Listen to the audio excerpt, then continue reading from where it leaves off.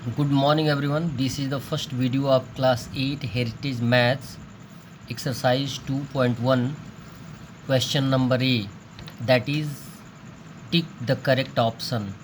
आपको क्वेश्चंस दिए गए हैं और उसके 3 ऑप्शंस दिए गए हैं, उनमें से कौन सही है उनको टिक कर देना है, बताना है कि कौन सही है। The first question is given here, the exponential form of 100 into 100 into 100 is, यानी 100 के को यदि 3 टाइम्स मल्टीप्लाई करते हैं तो उनका एक्सपोनेंशियल फॉर्म कितना होगा। इसमें आपको देखिए 100 का पावर किसी में दिया है, किसी ऑप्शन में नहीं दिया है।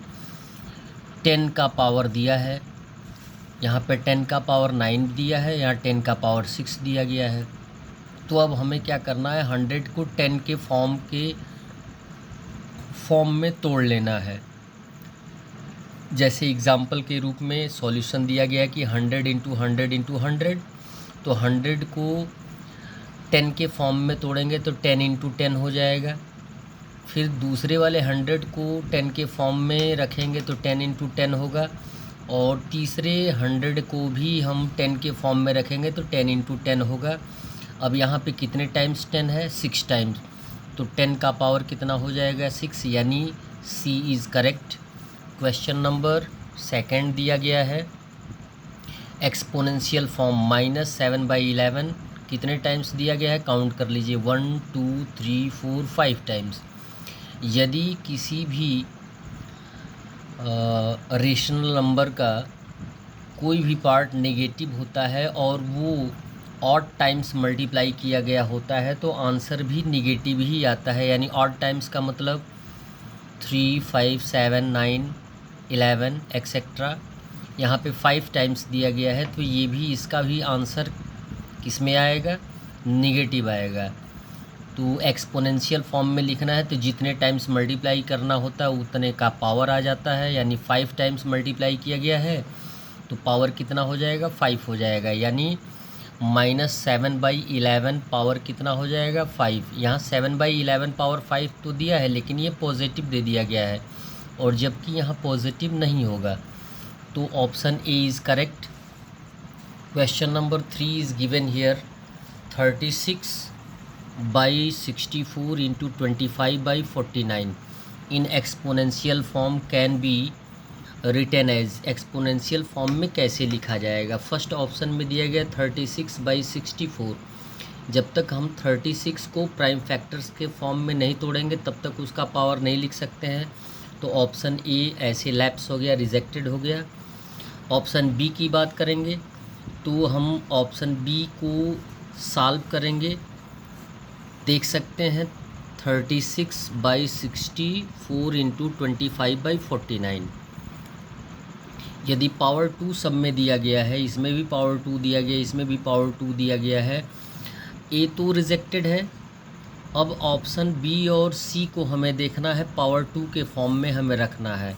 तो पावर 2 के फॉर्म में रखेंगे तो 6 इंटू 6 कितना होता है, 36, और 8 इंटू 8 कितना होता है, 64, 5 इंटू 5 कितना होता है, 25, 7 इंटू 7 होता है 49। क्लियर है।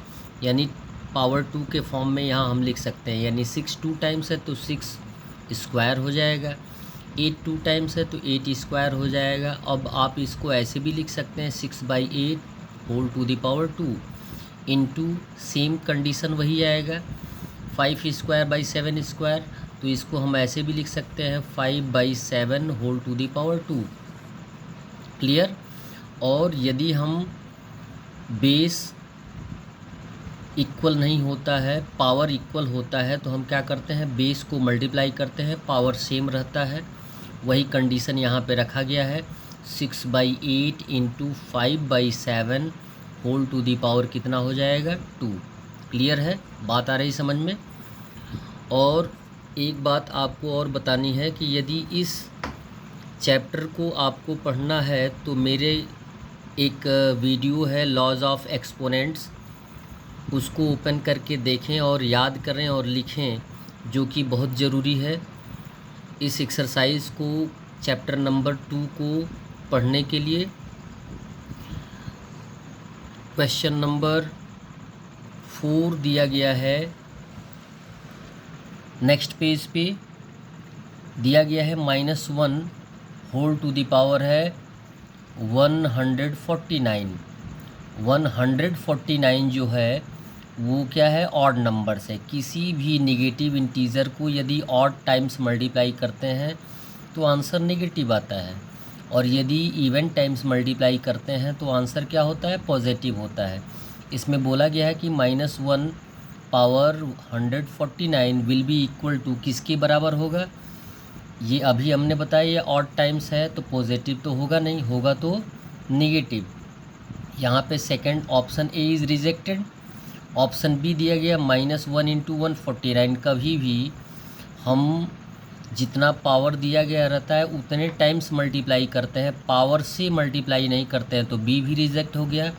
हमारे पास ऑप्शन आता है सी, 1 को चाहे ऑड टाइम्स मल्टीप्लाई करिए या इवन टाइम्स मल्टीप्लाई करिए 1 ही आएगा। लेकिन अब यहाँ पे हमें क्या देखना है, देखना है सिंबल, तो ऑड टाइम्स है तो -1 आएगा, यानी option C is correct. Question number 5 is given here, write the rational number 4913/4096 equal दिया गया है 17/16 पावर 3, यानी 4913 को अगर हम फैक्टर के रूप में लिखेंगे, प्राइम फैक्टर्स के रूप में लिखेंगे तो कितना आएगा 17, और 4096 को लिखेंगे तो आएगा 16, 3 टाइम्स 16 × 16 × 16, और यहाँ पे कितना आ जाएगा 17 × 17 × 17, क्योंकि पावर 3 है। इसे किस फॉर्म में लिखना है, P/Q के फॉर्म में लिखना है। कितने टाइम्स दिया गया है, पावर 3 टाइम्स, यानी 3 टाइम्स हमें इसे मल्टीप्लाई करना है, तब जाके कितना आएगा 49 13 आएगा, 4096 आएगा। तो ऑप्शन ए में 4 टाइम्स दिया गया है, ये रिजेक्टेड है। ऑप्शन बी में 3 टाइम्स दिया है, ये करेक्ट है।